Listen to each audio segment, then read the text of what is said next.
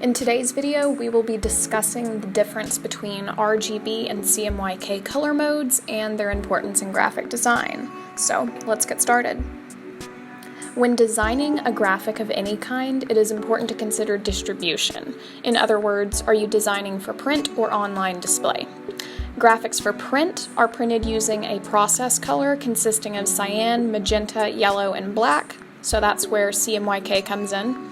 Meanwhile, graphics viewed on a computer or phone screen are displayed using red, green, and blue, or RGB. With that being said, it's important to design your graphics using the correct color mode. This is easy though, so no worries. Let's start with Photoshop. When you open Photoshop, you have the option of creating a new project or opening an existing project. So we're going to start a new project for the purpose of this video. So this box will pop up and it will allow you to customize your project. As you can see on the screen here, there is an option to select a color mode, CMYK for print, RGB for online display. From here you can select the appropriate setting and click Create.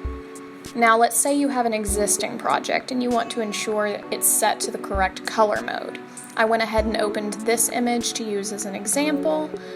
So if you go up to Image and Mode, you can change your color mode. Once again, CMYK for print, RGB for online display. So what if you're designing in Illustrator? Well, we have Illustrator pulled up here, and I'm going to create a new project. I will then go down to Advanced Options, and from here I can select the appropriate color mode. Like Photoshop, you can check the color mode of an existing project as well. So you would just go up to File and down to Document Color Mode, and there we have our color mode options.